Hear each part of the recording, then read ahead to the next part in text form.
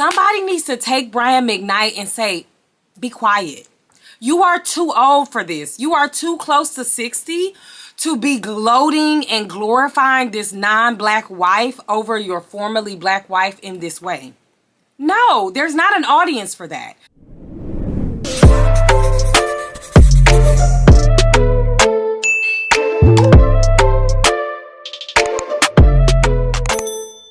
Greetings and welcome back to my channel. My name is Tenicka, in case you are new. My channel focuses on fashion, travel, beauty, and yapping, all the things.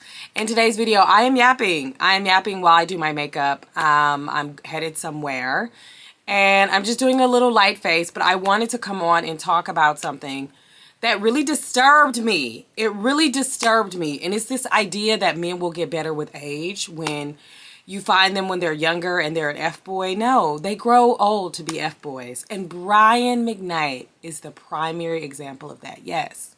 I came across a clip on TikTok of Brian McKnight. Now, I've seen the rumors about Brian McKnight and all the things he's been into the past couple of years.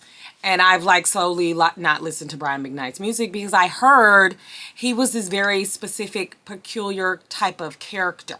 Okay?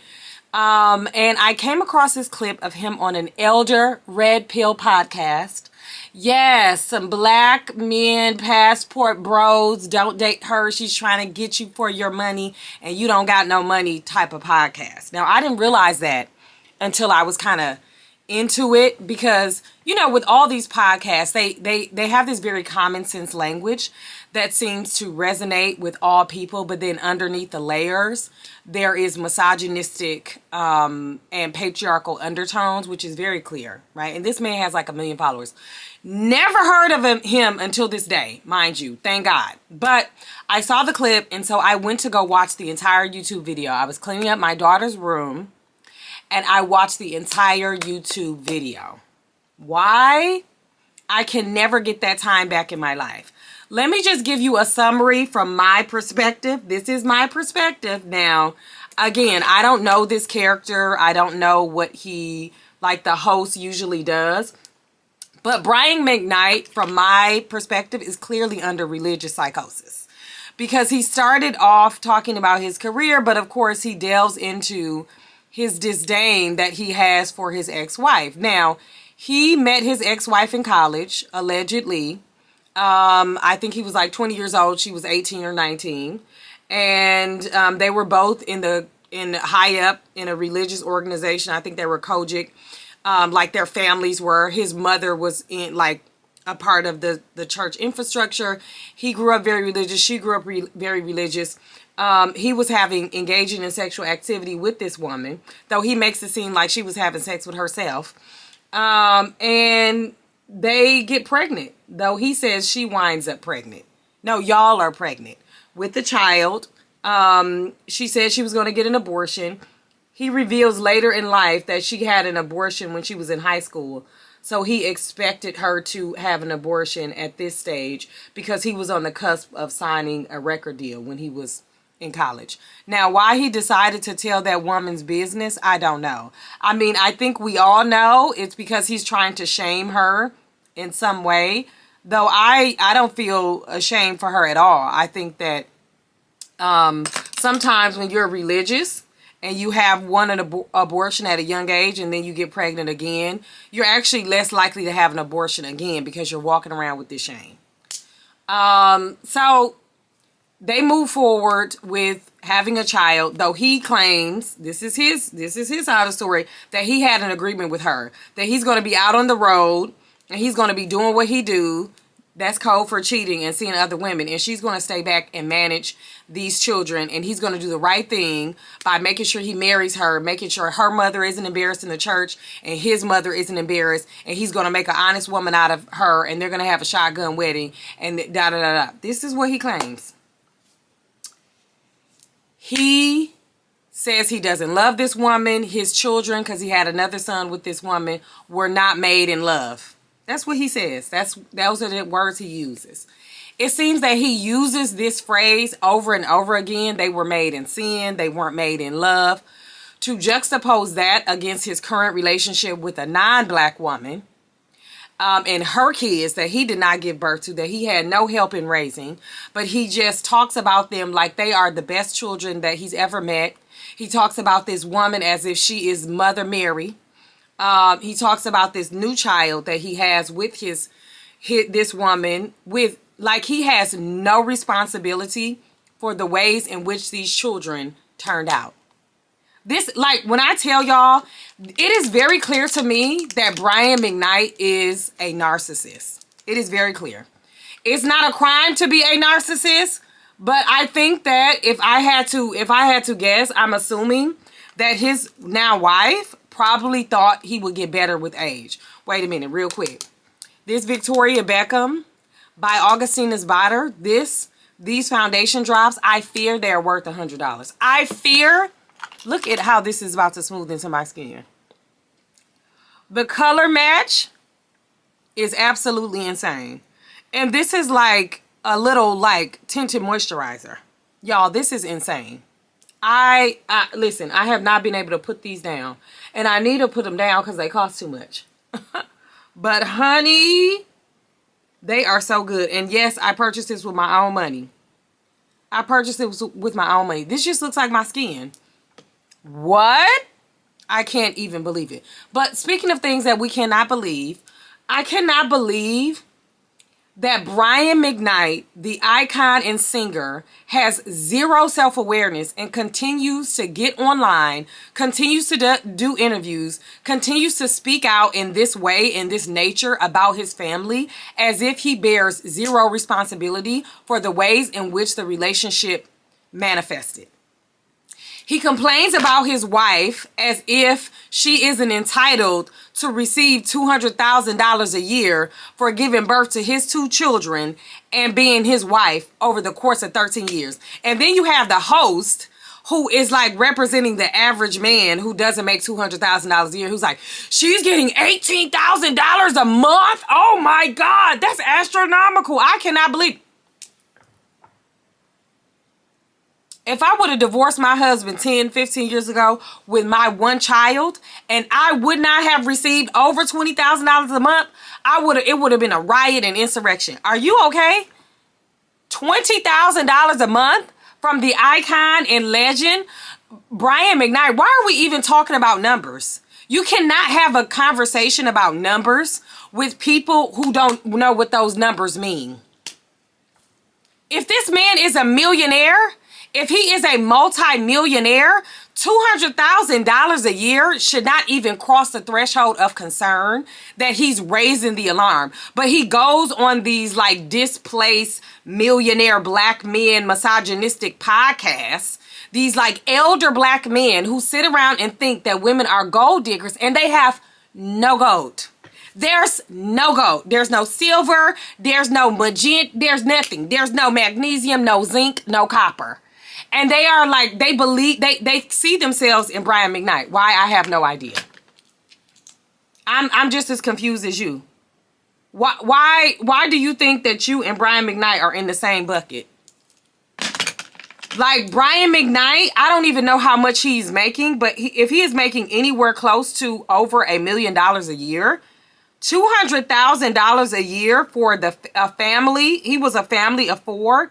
And now he is one person. That's exactly what he should be paying. Now, to his credit, this is the only credit I'm giving him, he was not complaining about that.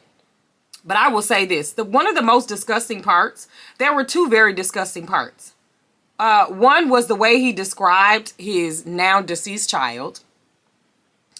The other was the way he talked about his now wife. He romanticized her in such a way that I think it is just so dangerous for her. I would hate if she experiences the same kind of situation that this woman, his ex-wife, experienced, because the way he talked about her, he romanticized her so much, like she was the savior of his life.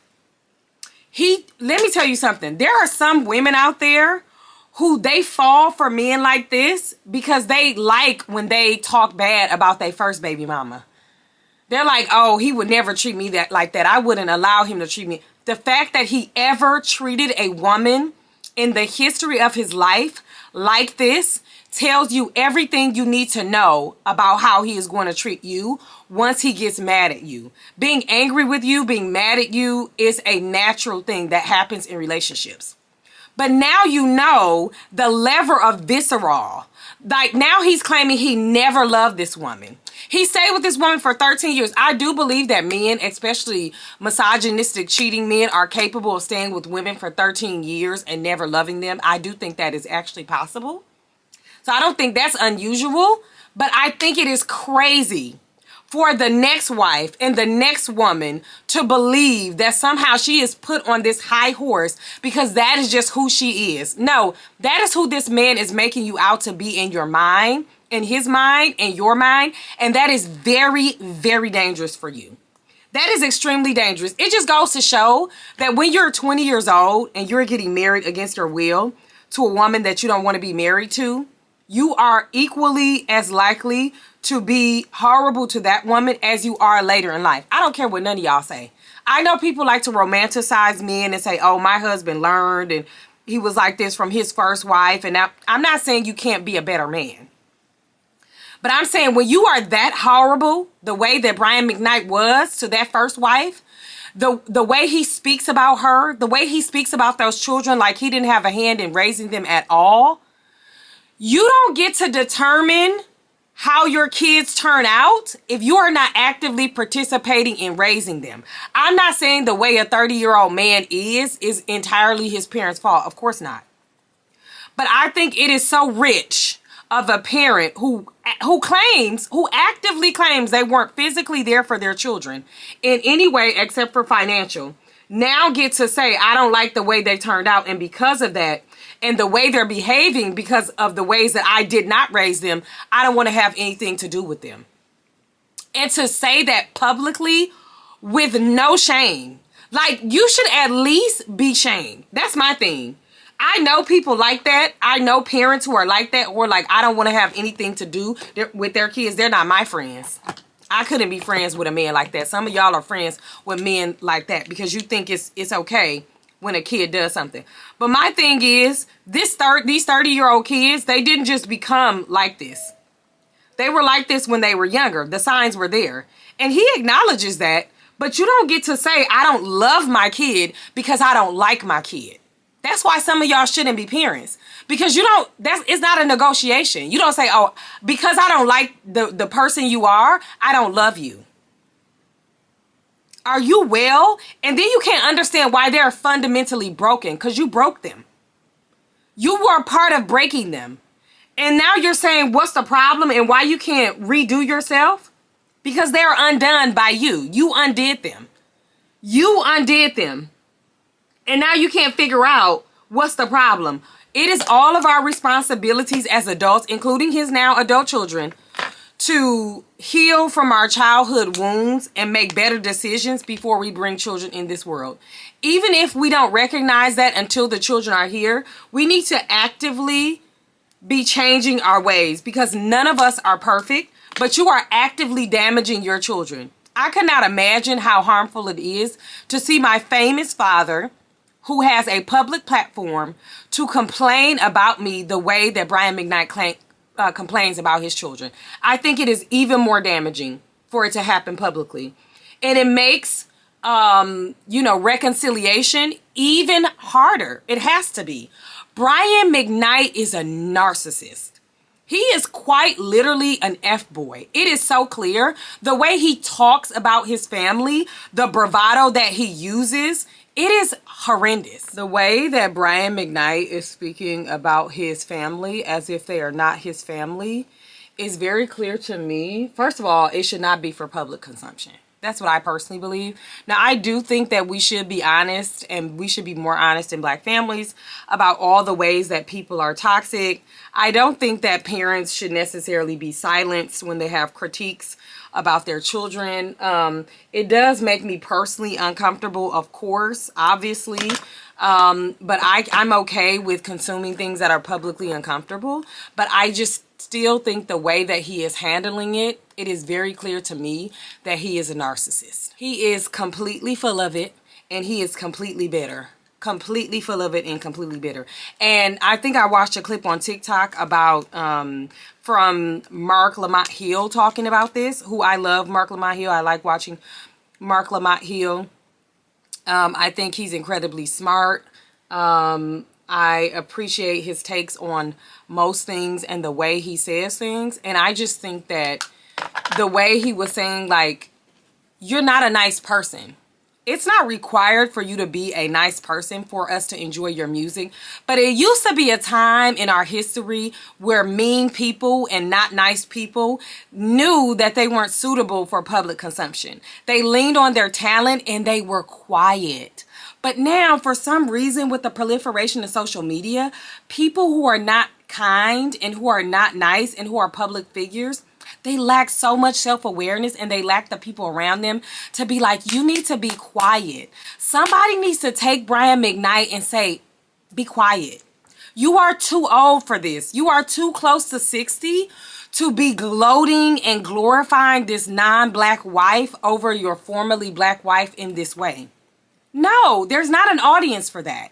No one cares. You need an analysis. You are actually deeply problematic. You're an example of all the ways that a man can grow up and quite literally not mature.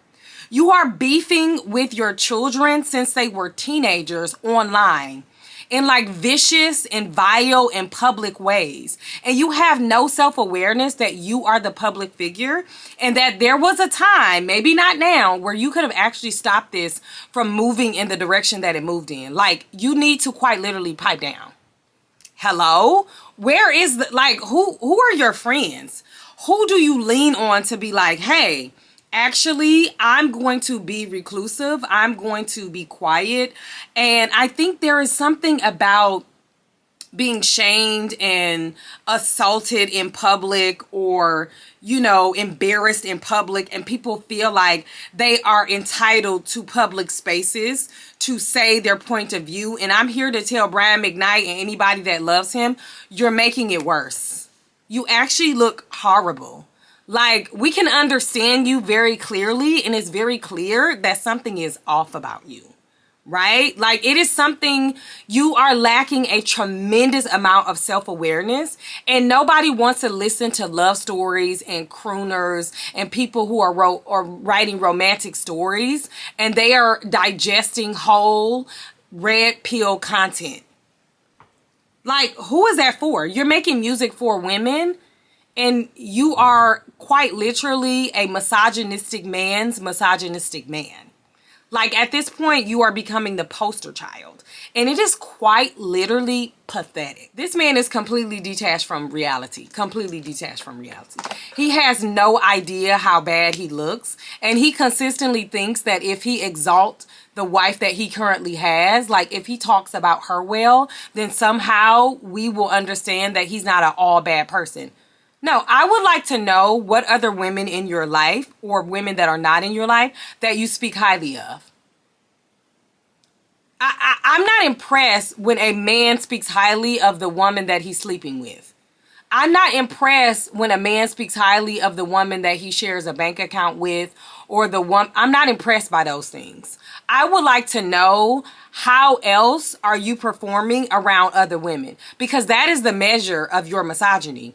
And based on how you are treating the other woman, that you literally wasted 13 years of this woman's life. And I'm not saying that she's not responsible. Of course I'm not.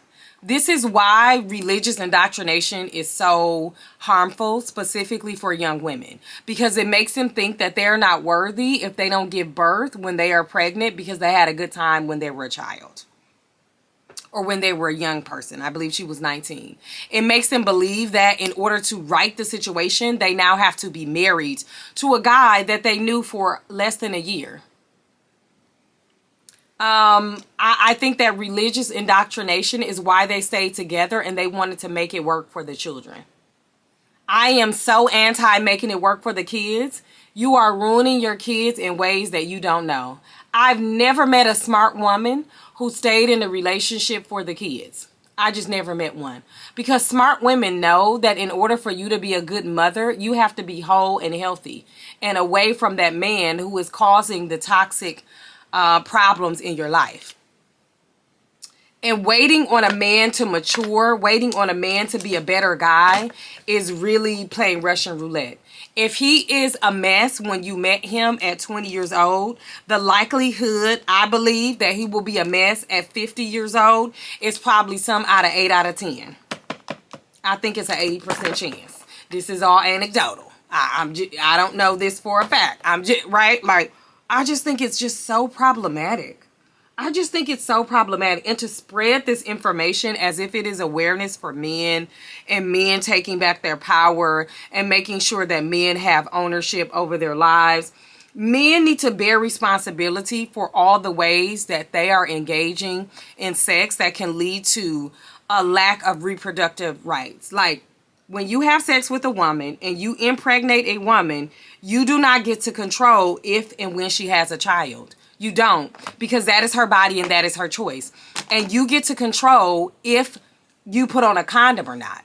And so you going around telling us that rather than maturing, reconciling your past, understanding that this is where you are in life, this is what happens when you have unprotected sex. And I'm not saying that children should be used as a weapon for having unprotected sex, but this is one of the consequences. Sometimes it is a little bit more dire because you don't actually control whether or not she brings that pregnancy through. You actually don't control that, right? And so you actually, if you don't want to be a parent, you have to be more honest and have more control over the situation, meaning wearing condoms and or not engaging in that relationship. Now, to Brian McKnight's defense, he does seem to have some awareness around that. He was like, okay, yeah, I mean, I had no business having sex. But then he goes into this another religious psychosis where he begins to romanticize this non-black woman and says, well, you know, he wished he was a virgin when he met her. Because nobody should have been able to experience this life should be able to sexualize or experience him in absence. Like, are you well? I just could not believe this was coming out of a 56 or 57-year-old man's mouth. I couldn't believe that he didn't have enough self-awareness to know that this was crazy.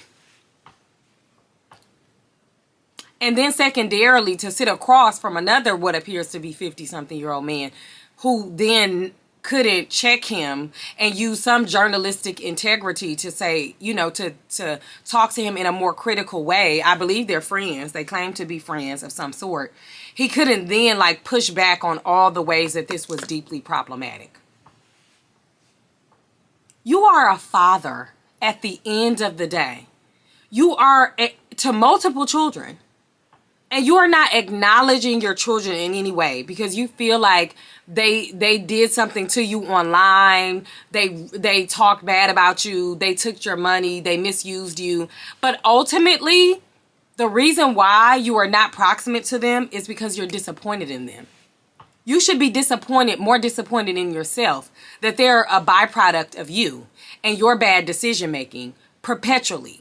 That you couldn't gain your footing, that you blaming your mama for making you marrying this woman, you blaming the woman for making you marry her, for being pregnant, but there is no accountability for yourself. These kind of men are very dangerous.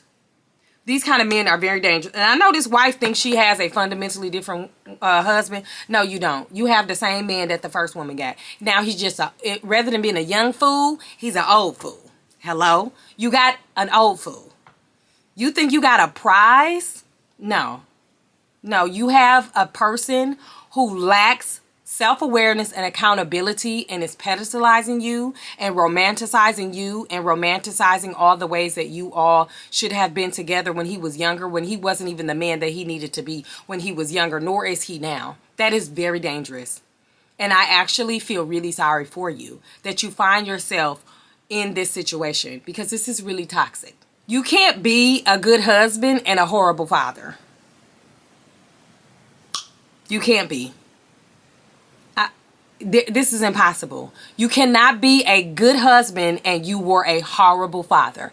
You can probably be a good husband and an okay dad and have a tough relationship with your children that you are trying to mend. But when it comes to your kids, you always have to be the bigger person. When you are a man, when you are a husband, you have to be the bigger person. unless they have tried to unalive you, they've tried to harm you sexually and all the or done that to one of your other children. Like, this is not one of the inexcusable things. I understand that money, especially when people are accomplished financially in our community, rises to the level of like deep betrayal. You have to mature in ways that Brian McKnight has clearly been unable to mature, and you have to tell a different story of the life that you want for yourself and your children. And you cannot do that and be a great husband. You can't. What kind of woman would sleep with a man who was that tragic and horrible to their first wife and is exhibiting those same signs? This man is in a legal custody, a defamation suit with his wife right now. He is not acknowledging any of these things right now. And some women are so pick-me that they will still choose this man.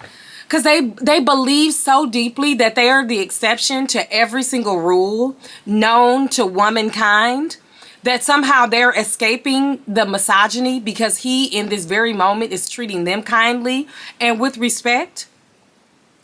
Look how he is talking about his ex-wife, the mother of his children. Look how he is talking about his children.